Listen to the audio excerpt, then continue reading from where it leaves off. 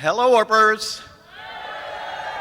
All right, pretty good, better, but we can do better. What do you say? Hello, Earpers. All right, for those who don't know me, my name is Kevin Bachelder, and this is our Men of Purgatory panel. So on that note, let's bring them all out here. Please welcome Tim Rozon, Greg Lawson, and Varun Saranga.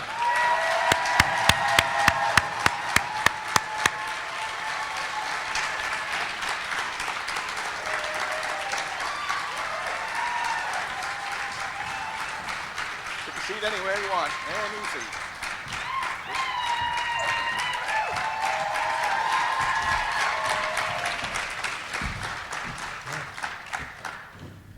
Hello. Hi. Hi. All right. Well, I thought it'd be probably very appropriate if we start off the panel by talking about yesterday's panel. And just major kudos to all of you for going all in on all that stuff. I mean,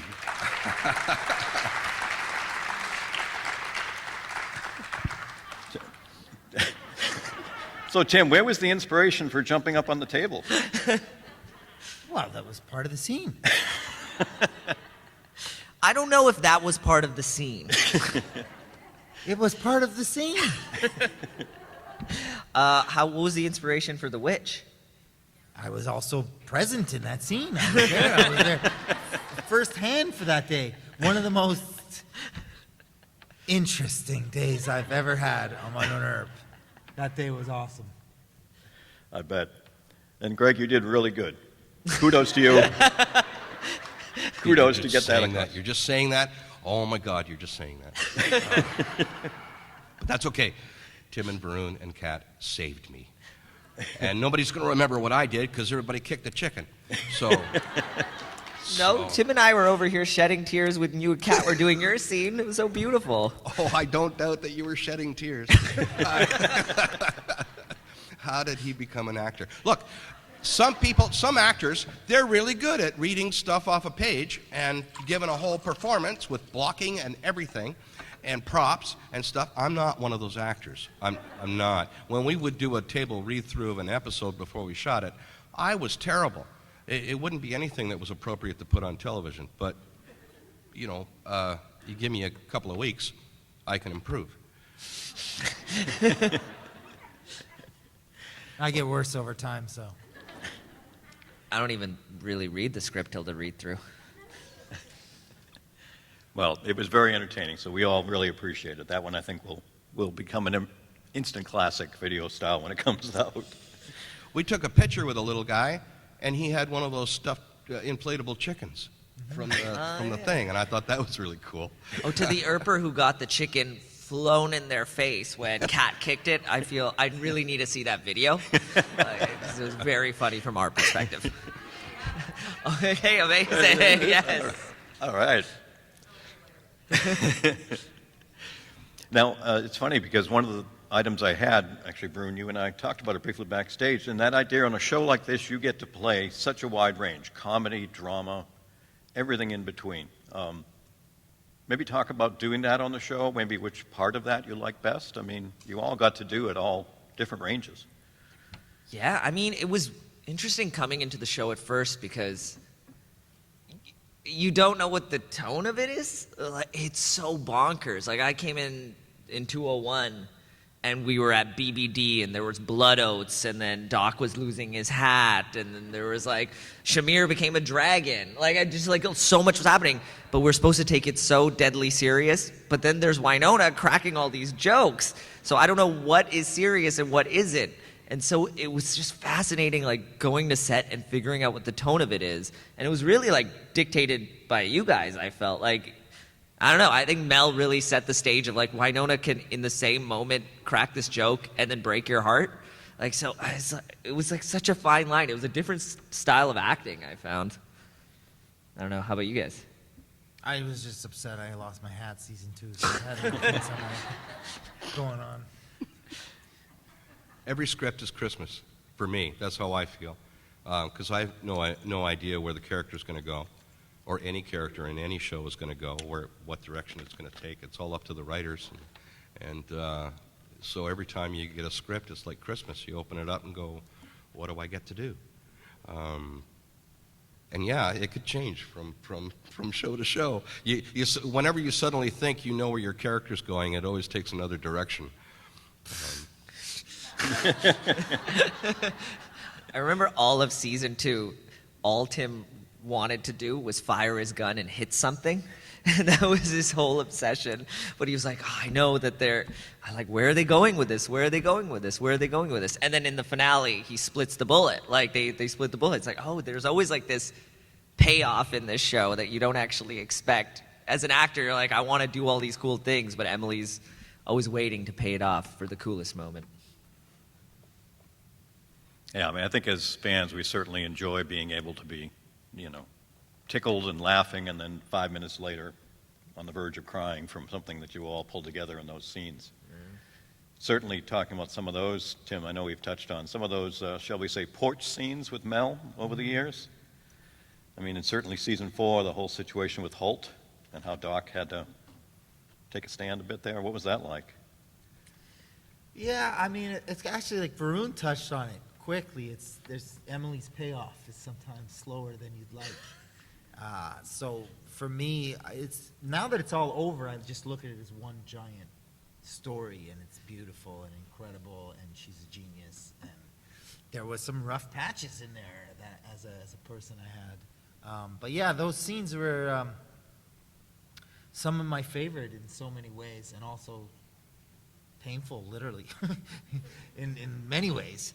But yeah, when I look at it as just one complete story, I'm just so grateful. Just so grateful for the opportunity to play that character and tell that story, and hopefully tell more of it. Yeah, we're all right there with you on that. Now, touching a little bit back on some of the comedy, Varun and Tim, maybe you two can talk a little bit, or not so much Varun and Tim, it's Greg and Tim. The Cupid episode? With the glitter and, being taken over. What was that like to go that all in there, too? Well, you never know how much to do. So a brilliant director is awesome to work with because they're always really good at saying, okay, that's too much.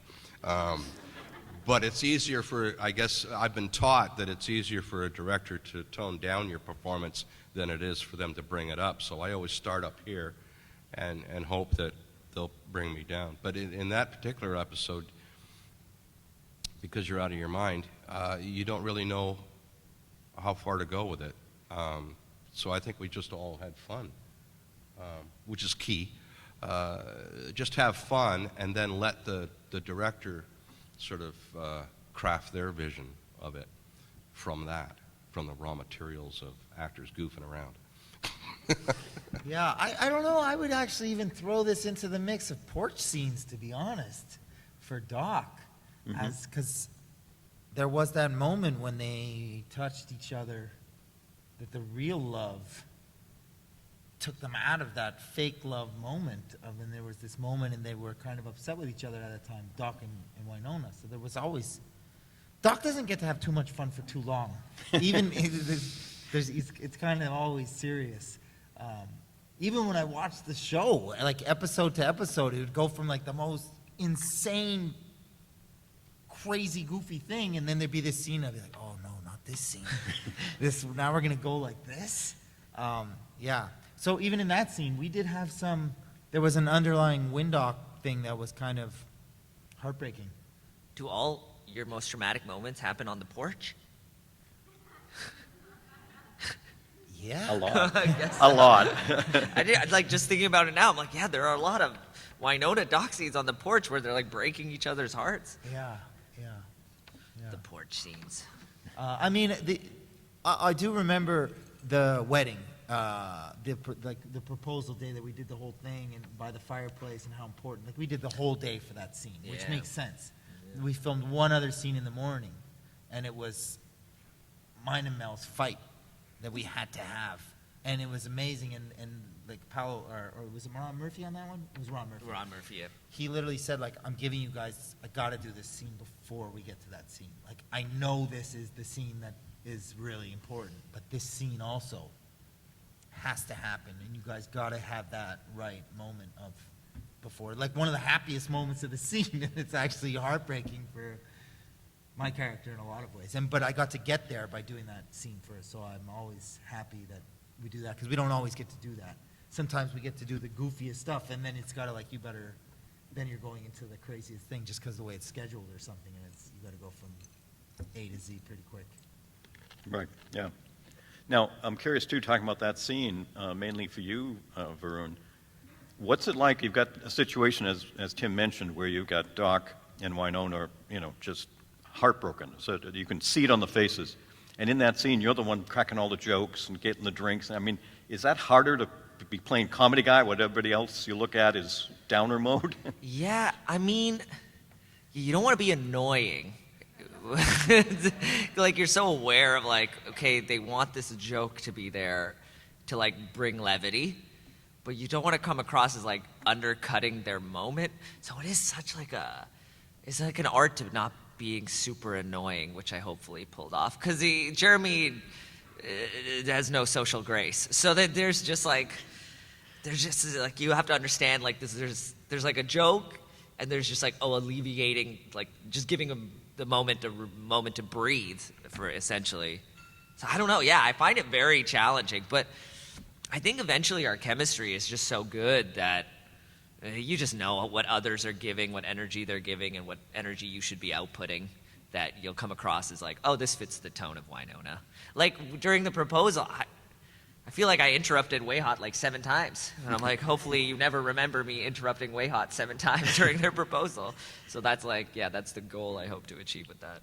But I love that about the writing. It's so complicated. Like, I love that about the writing of the show, because you'd have a serious scene, and out of nowhere, this funny line would come in. And I think I was lucky with Nedley, because I thought that Nedley never thought of himself as funny. Whatever he said, he was deadly serious about. It's like my 3rd favorite Taylor Swift song. But that line, like, if you make too much of a meal out of it, but if he thinks that he's not being funny, he's deadly serious. You're ruining the crease of my khakis. It sort of blends into the scene. So you have the greater value of the scene with little interjections within it, But I find that complicated stuff really fun to do. Yeah, you're right. Because you're right. You worry about, you don't want to take too much attention away. I have this thing to say that's really ridiculous, right in the middle of this dramatic moment. But it's written. so it's part of the scene. I just often think my kind of moments to interrupt are what the fans would be saying. Like, that's how Emily, like, when they're making out on the couch, and then I come in and I'm like, why is the couch in here? And they're just, what is it? I don't remember what I said, but is that what the ladies are calling it now or whatever? It's like, oh, that's what the fans would say about that moment, where it's just like, oh, I get to be the audience, so that maybe it's less annoying and it's more interesting to watch. And I find the funniest thing is within the scene, when one character says something that's odd, what makes it funny is the other character's reaction to it. Like, whether they're aware of it, whether they're deep in a moment and someone says something like, I don't like grapefruit. It's their reaction to it that makes it funny. Yeah. And also, I feel like Winona is the king of making jokes in the most serious moments. Yeah. Ever. Yeah. Melanie is definitely like the rubric for how to do that well. She's amazing at it. Now, how do you like talking about that proposal scene a little bit there, like for you, Tim, when you're in a very serious point with your character and you got this guy goofing off and all, how do you not break character? Do you just not pay attention to him, or is it just... Yeah, no, I mean... I remember I messed up that scene so much for you because I had to bring the shots to everybody, and they had to super glue the shots onto the plate because I kept dropping them. But I was supposed to act drunk, so what do you want? Like, and then he getting so mad. He was getting so... Because then also Mel had to cry every time, and I just kept dropping this, and the director was getting so frustrated at the props, and then Tim was just looking at me. He's like, you're messing all of this up. This is all on you. That's And the I'm thing. like, comedy. But that's Tim, the comedy. thing, like the simplest thing. It's like you have it all rehearsed. You know exactly what you're going to do. It's a great, Canadian Screen Award moment. And Canadian and Screen everybody's Award awesome. winner. And then someone throws in, but while you're doing that, we just want you to sit down and put a napkin on your lap. And just something that simple will mess up every single time. It's just becomes so complicated. Like, I know how to do this. I don't know why I can't do it in front of a camera. So no special technique, Tim, you just, No, not in those moments. I mean, those moments I'm so. you're so there, It's okay. miserable, It's like, I don't know, it's like Varun and Greg, like these guys are good at comedy. I'm not good at comedy. I'm not funny. And I mean that. Like, and I was on Schitt's Creek, but my character wasn't funny. Like, everyone else is funny. I was actually kind of like the straight man, which made it funny because I'm like, but that's it. But I don't know the beats. Like, they understand beats and stuff. But the other scenes where you're like in pain or whatever, I don't know. That's just easy for me. Like that, it's easy to go there. I know where it is. I know where it lives in my body. I know how to be heartbroken. I mean, we've all lived, but I've just connected to that area of myself easier. So like, I always want to be able to just do his stuff, and then he always says, "Oh, I want to do like the heavy scene," which you killed it in the last episode. Thank you. That Jeremy scene was heartbreaking. Everybody was amazing. You guys were so amazing season 4 because we didn't get to see each other and talk Yeah, about it and that's live true. tweet it. You guys everyone killed season 4. I watched it. I was like, look at Varun's killing it. Jeremy's amazing. Yeah, so it was like, it was amazing. I'm not good at beats and like, I don't understand the math of it. There's like like Eugene and Catherine O'Hara, they understand like there's a mathematical thing. Like they hit words and inflections on words. I hear them talk about it. They say, oh yeah, Catherine, hit there at the end of the sentence. Let's go there. It's funny. How do you know that? I got to disagree with you, Tim, because I remember in season 1, you did this thing where you ran down the hallway and you did a double take. And it was the funniest thing I've ever seen. And the double take is the hardest thing, I think, for anybody to do, the double take. And you did it perfectly. And then I remember Ron trying to direct it. And I said to Ron, I don't think you can direct a double take because it's either happens or it doesn't. It's a comedy thing. I don't even know what a double take And he went, is. okay, I'm not going to do that. A double take is you look and you see something, and then, did I see that? And you did it. You were running down the hallway to talk to dolls or something, and then you did a double take. And I thought it was hysterical. But it's physical comedy. I always thought Doc was really funny with all his technology. Remember the window wipers? Oh my God! Yes. Yeah, that was fun. He's always funny with Yeah. that. Well, to be honest, season 1 was so weird. It was amazing. I had funnier stuff season 1. I felt that Doc dynamic had a lot of that. Yeah. When Dolls left, things weren't as fun for my character. But yeah. I remember there was a scene with Fish and Levi, and I first went to the camp, and I pull up in the car, and I'm getting into the car. Sorry, I apologize. I'm getting into the car with Fish or Levi. I can't remember which one. And I go over and I check out the car, and I'm like, what is this? What's happening here? And I open the door, I'm looking to get in, and Ron Murphy, cut! What the hell are you doing? And I'm like, well, Doc Holliday wouldn't know how to get in a car. He's been in the well. He's like, no, we don't have time to play all this shit. And it's Ron Murphy. Like, Ron Yeah. Murphy is, Yeah. if you're not ready, like, this man just shoots. And he's like, he's got it all planned, and there's no time for whatever. But I'm like, yeah, but what do you mean? He's like, no. He knows a car. Just we'll pretend he knows. I'm like, but how? He's like, it doesn't matter. Get in the car. I'm like, okay. And then I tried another thing, same thing with Paolo, where I had to get in an elevator.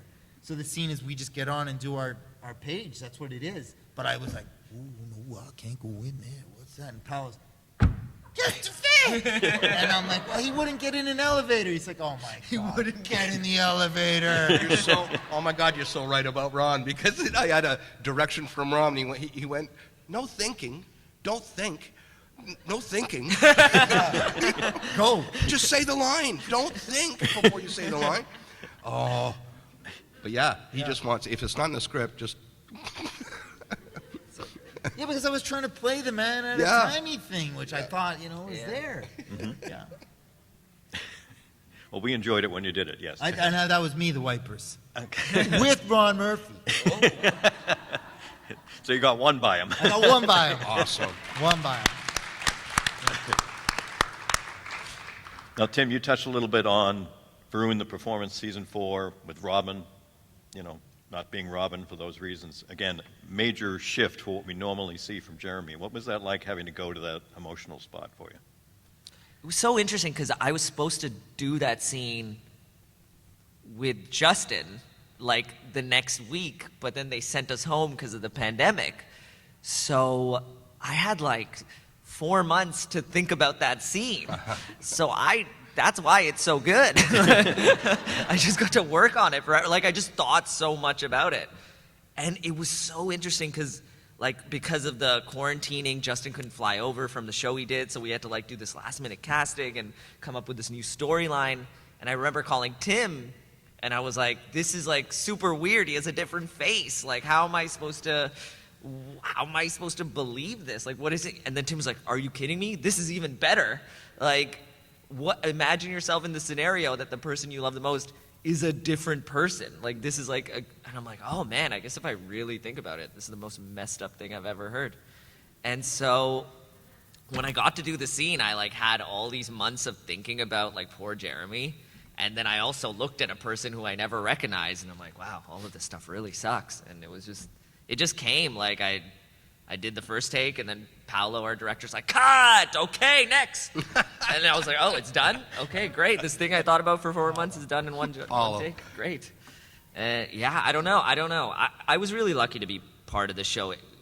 It's weird to say, but crying comes easy in the show because we're all so open and connected to each other that you feel really safe to perform with each other. And scenes you don't even think you'll be emotional at. When we were in the prison and you're gonna bite me, it's it became it was kind of written funny, but then it became an emotional thing because it's it's just me and Tim are feeling the weight of this moment, this is a serious moment. Yeah, so I don't know, I think the show kind of evolved, especially in season 4, where we were really connected to our characters, so the scenes really changed from how they were on the page, which made it so exciting to do. Yeah, and also every moment of it was kind of tinged with, this might be the last season. So, I don't know, we felt the weight of that in every scene. So that was all the combinations of things that led to that scene. I loved being in the jail cell with you. That was fun. And then Danny. I mean, just when you don't think you can get anything better, you throw in DFK and we're in there. It was amazing. Yeah, that was awesome. That was so fun. Yeah, that was such a great Doc and Jeremy moment, Yeah. that just came through. Came through. It was fun. Now, similar to that, Greg, talking a little bit some emotional stuff, obviously some wonderful scenes with Kat, between you and her, we got 2 characters there. I'm curious to hear a little bit about, and maybe it's just me and many other Earpers, but that moment where she asks you To give her away finale. Yeah. at the wedding? Yeah, what was that like to play? It was kind of a, let me think. I had a concern privately that it was similar to the "You're Like a Daughter to Me" scene. So I wanted it to, just me personally, I was worried about it a little bit until I realized that they now have a different relationship. They've been in that relationship for a while, so it's grown. So the father-daughter, the surrogate father-daughter thing would be a little less awkward. It would be a little more comfortable for both of them because they've grown into that. So that sort of fixed my concerns about it. I was surprised. Nedley was surprised that she would ask me because he didn't. Because I love it. The thing about love about Nedley is that he's so open-minded. He always sort of, and maybe that makes him kind of a smart guy, because he always considers other people's viewpoints. He knows he's got his own, but I think what he said when she asked him, "Will you walk me down the aisle?" was, "Well, I didn't think that you would want to ask me to walk you down the aisle," you know, because he was considering her viewpoint. But that's what I like about Nedley, is that he's open-minded. He doesn't have to agree with anything. He just is open-minded about it. I don't think it was difficult to do, to play as an actor. I was just concerned about how to make it different.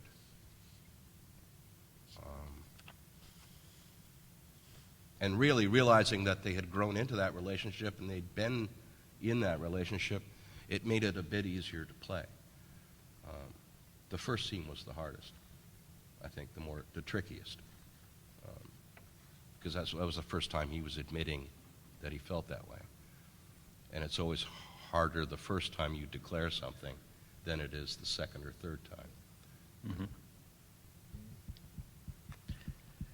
One of the other aspects I know I've heard you each talk about that's enjoyable for an actor is when you start or get an opportunity to do some physical items, be it stunts or other things.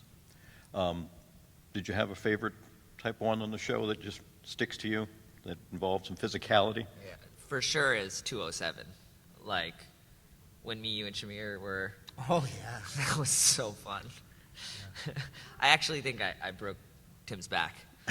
Because I was so excited. I jumped on them when Shamir was on top of Tim. I'm like, like, you know, I don't know, bear hug. And then Tim like screamed out in agony. He's like, my back! And then I just like immediately got off. And Adrian Holmes was there. Adrian Holmes Yeah, too. my It was friend was there, too. It was kooky. fun. We had our own wire team. Yeah, It was nuts. that was a fun one. Yeah, that was super fun. What was yours? It's funny because you never saw it, but my favorite, most physical day was just Dom and I. It was the coldest night in the history of One on Earp. It was the poker party with the skull, and Waverly needs to get the skull out of the house, but that was actually, if people didn't know this, but I feel like you guys all know this, the first homestead is different than 2, 3, and 4. We filmed at a different place. That's why it has a technical roof. The second floor. The second floor, yes. So, yeah, we were at that place, and they were, all the zombies came and were attacking us, but the way they filmed it, Dom and I were left inside the house, and we were just running around like lunatics having a blast, pretending to and we knew we weren't on camera in any way. There was no cameras, it was boarded up, but we still were acting like the zombies were trying to get to us, and we were still, it was literally the two of us having a blast, loving that this is what we get to do for a living. We're in our full outfits, nobody watched it, nobody knew it, and we did it because we were just a pure joy. That's what we loved about it. It had nothing to do with anything other than us having a blast doing what we love to do, and we were like, "What? Oh my God, they're gonna do it!" They were running past me. Move out of the way! I've got it, mate. And it's like, well, that was. I know that came out Australian, but I was trying to be British.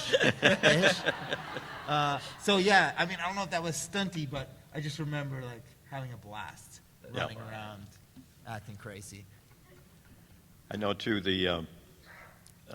actually for both Tim and Greg, similar scene. I know, Tim, you've literally, when I've seen you and talked about this, seen you beam about the scene where in the barn, when you came through with the truck and you got to roll over the hood. Yeah. See, that's the beam. That's what I'm talking about. You said you nailed that in like one take? Yeah, that was awesome. They didn't want me to do it.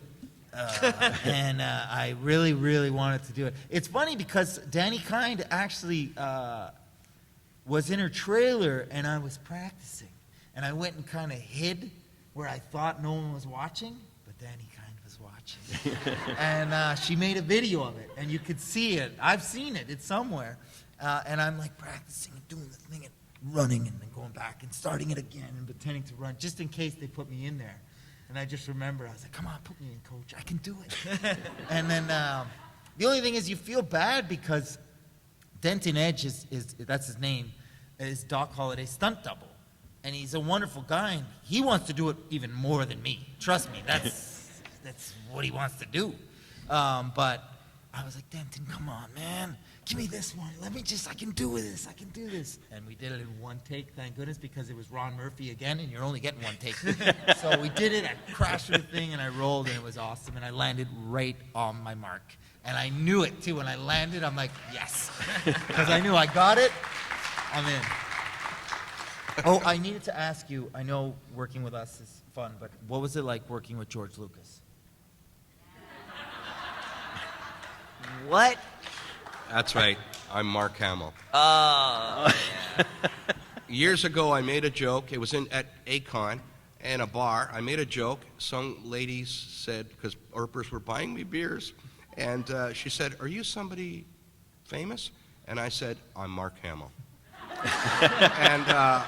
And she had this look on her face, and I went, "Star Wars?" But ever since I made that joke, other people have been coming up to me and asking me if I'm Mark Hamill, so it's karma. It's karma.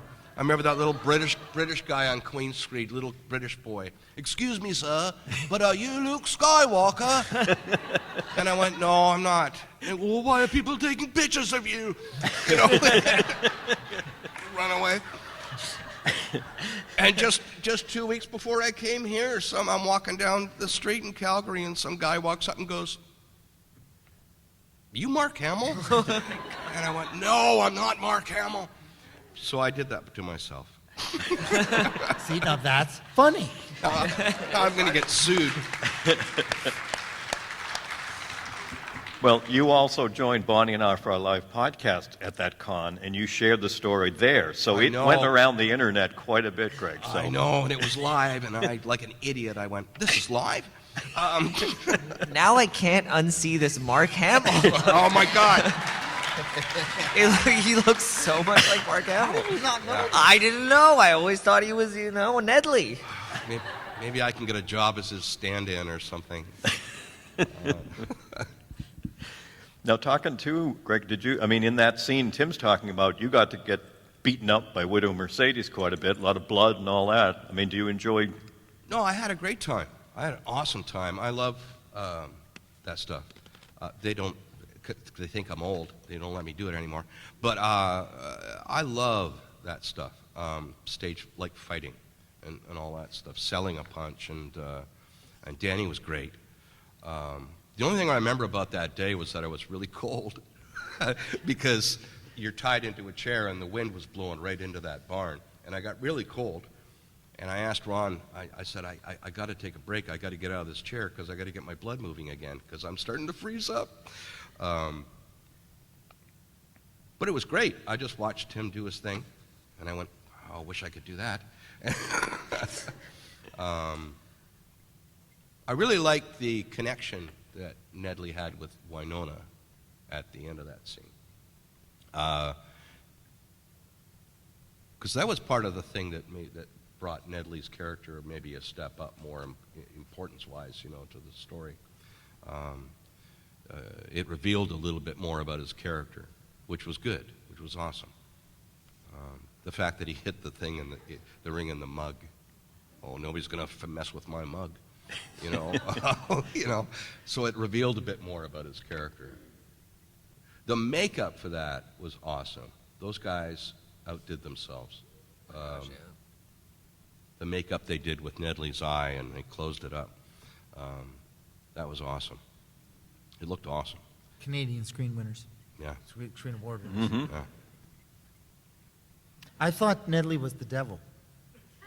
Yeah, we were pitching Nedley as the devil for a long time. I was convinced. I kept telling Emily, I would be like, "What's the long game?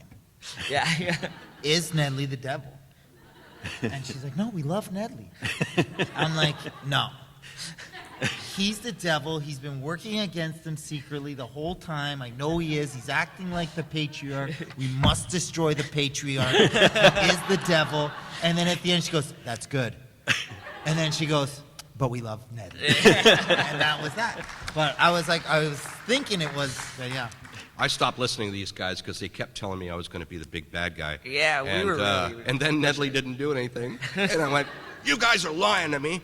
And I told Emily, she, we were at some convention in some waiting room, and I just looked at her and I went, I want to be Virgil Earp. Because that was my whole backstory. Because he was waiting to retire, but retire from being an Earp. And let Winona, he was waiting for Winona to take over so he could retire, because he's really been around as long as you have. Oh. And Season they 5, know each let's other. go. Virgil Earp. We had, Yes. okay, I have a rant. We had 2 scenes. I remember. We did 2 scenes that we shot, and they never made it onto the thing. And I kind of regret that, because I love working with you. Me too, pleasure. And, we never got to. We did 2 stuff and never made the movie. It never made the cut because they time-wise, or maybe they didn't want to go in that direction. We had that barn scene. Yeah. And I thought, whoa, that's starting something. Yeah, that's what Like, I said. That's what starting, I started. Well, you have to tell them what it is. No, well, I don't know. Can we? Yeah. I'm going to do it Yeah. anyway. You Yeah. can't fire me. I can't. No, it's where Doc is tied up in a barn, and all of a sudden Nedley shows up with his Hawaiian shirt and a shotgun, and he looks at Doc and he goes, "We have to talk." Doon, doon, doon. And I thought, they know each other more than they're letting on. Yeah. That was fun. I was there. I filmed it. I remember thinking, what the hell is going on now? Another moment. And just, Yeah. Well, because Nedley's so likable, we can't make him the devil. why you gotta be so likable? I know. I really like playing bad guys. My problem is whenever I get cast as a bad guy, I'm so concerned that the audience is going to find out that I'm the guy who did it as a character, that I always find the bad guy's sense of humor and his nice side. So he always comes off as a goof. And then you find out that he's actually the guy that killed 3 people and a dog. So I kind of ruin it. I've never been able to play just the villain, like a Bobo villain. I wish I had a scene with Bobo, with Michael, so I could ad-lib the line, well, at least I'm not named after a clown. Because I could see Nedley saying that. I could see Bobo going, Nedley, Bobo, just amused myself. Thank you.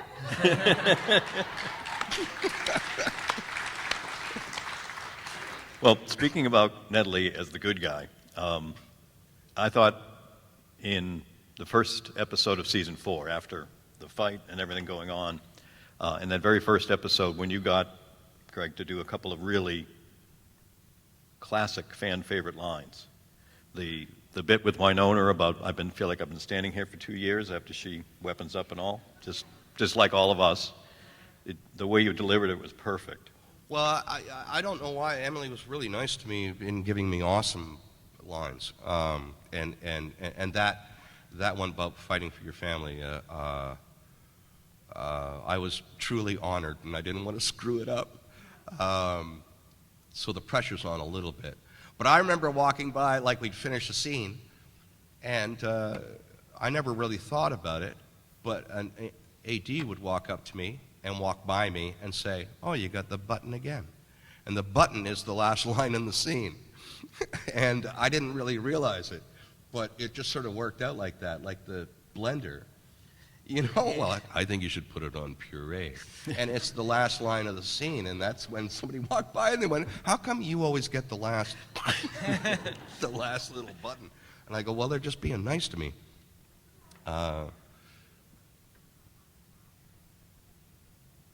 I don't know, but then you got to forget about it. Like, it's challenging when you see something on Twitter and then you see it in the script. you know that it means something huge, but you got to put it in context of the scene and forget about it and just say it the way your character would say it. It's tricky. Sometimes you got to underplay stuff. Like that line, I think the hardest line I had to say was, "Are you about ready? I feel like I've been standing here for 2 years." Because you know what that meant.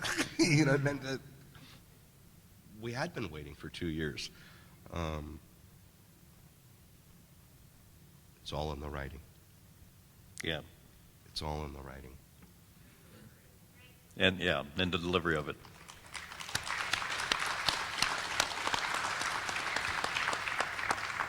Well, talking about difficult lines to deliver, to bounce off of that, Tim or Varun, do you have any that you remember just were so tough for you to get out or to hit the way you wanted to? Oh my God. Like every Jeremy line that has some sort of paranormal, ghostly, demonic kind of phrasing, for sure. Yeah. There were so many moments where I had to just like smush together words that don't make sense. That's like his signature, I think. But I don't know what lines. You know what I actually think the hardest lines are? When you don't have many lines in a scene. And so then you're just kind of sitting there waiting to say your line, but you have too much time to think about saying your line and you want it to be the best line. And so like those like even like 3-line scenes. I remember the one scene when Wynonna's giving them like the flip phones in the office, and I'm like in the back, and I'm like, we don't have a budget. And I just did that so many times in my head because I'm like, okay, this is like, I started to overthink the joke. I'm like, oh yeah, this is about the show because we really don't have a budget. So Emily put that in reference to this. Okay, but then would I say it very casual or would I say it like winking to the audience? Well, and by the time it hits your line, you just say some garbage words and you don't know what actually comes out. So, yeah, those are the ones I actually find more challenging than the monologues about demonic possession in a church and or mosque. We have different brains. That reminds me of a theater story. I'm going to do this really quick, but what you just said was one guy's in a Shakespeare production, and he has one line, and his line is, "Hark, I hear the cannon roar." And so he repeats it. He learns his line, "Hark, I hear the cannon roar, hark, I hear the cannon roar, hark, I hear the cannon roar." And he's rehearsed it. Opening night, the cannon goes off, and he says, "What the fuck was that?"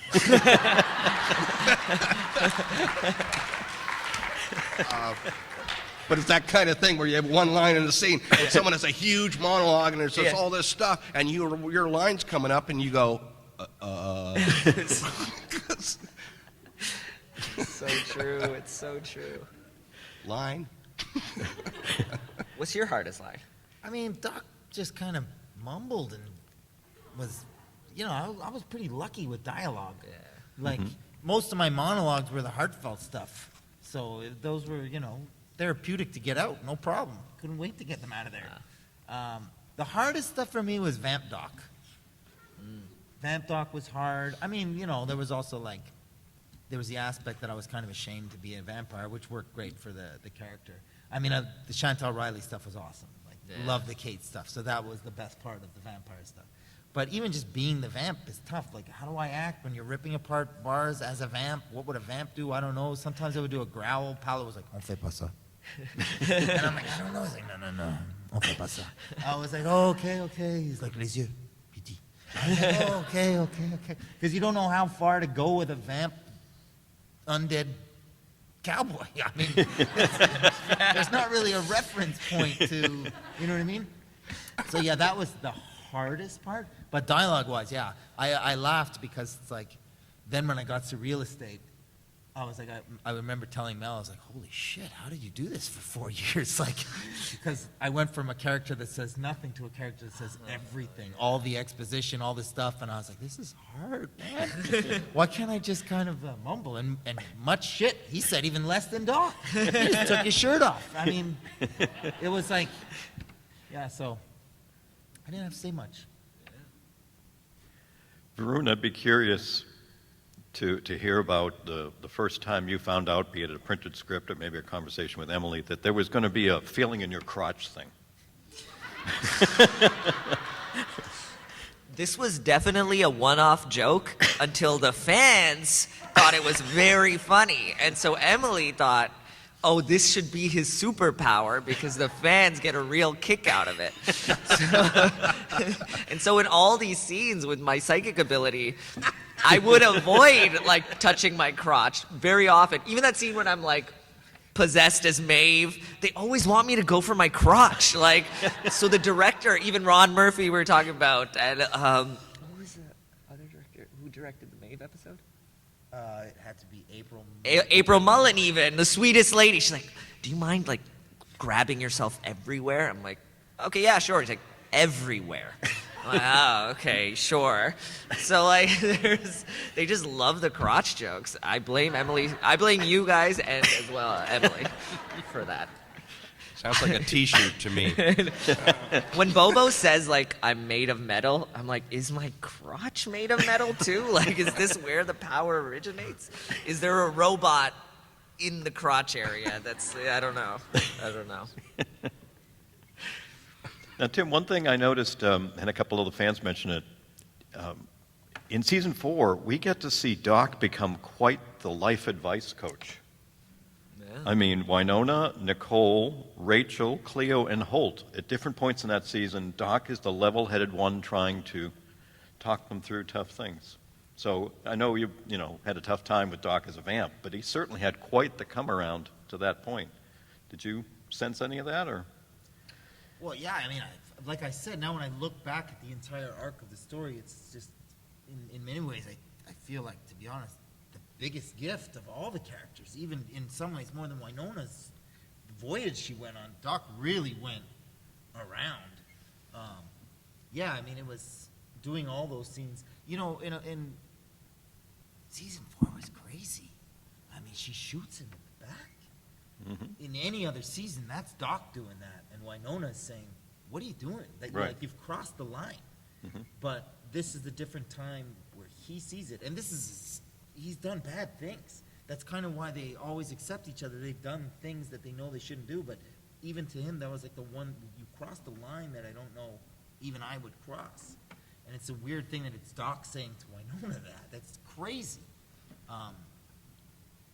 Yeah, there's so many just moments in there that were crazy, just crazy. Season 4 was crazy.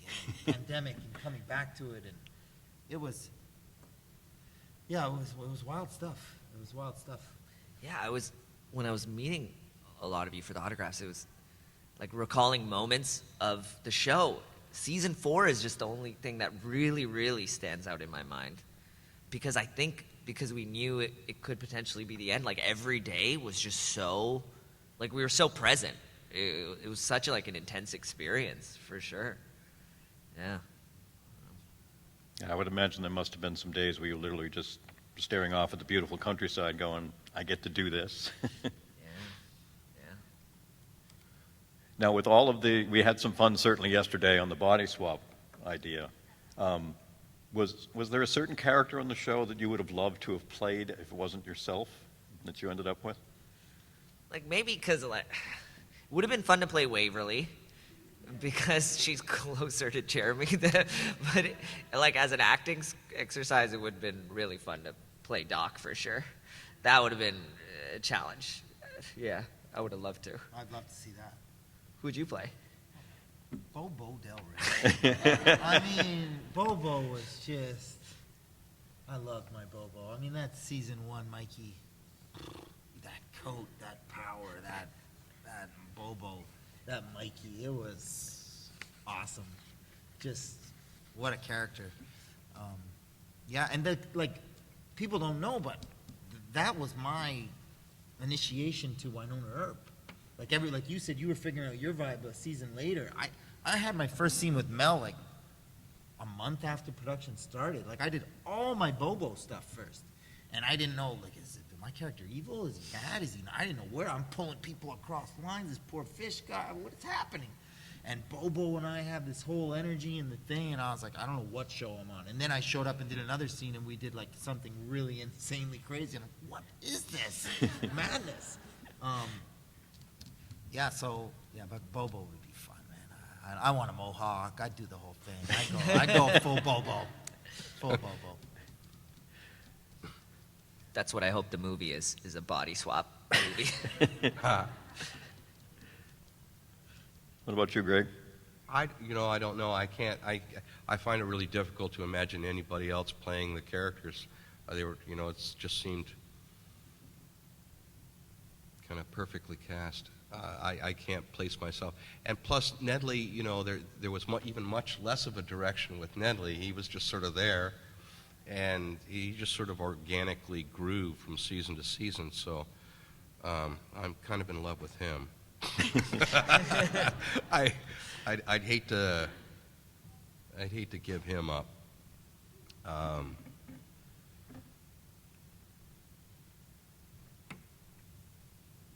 I mean, I'm like any actor. I really want to play a bad guy, but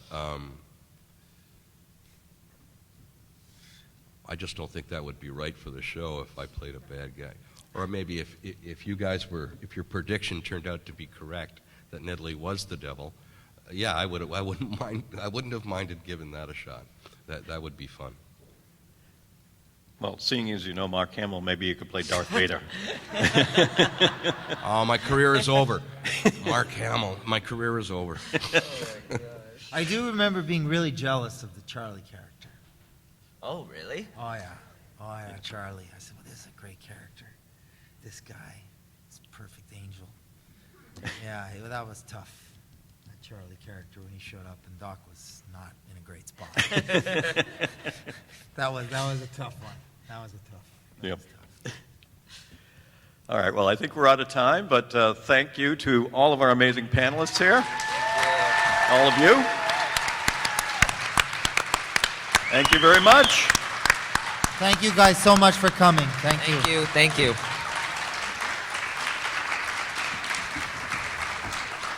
Thank you, Ken.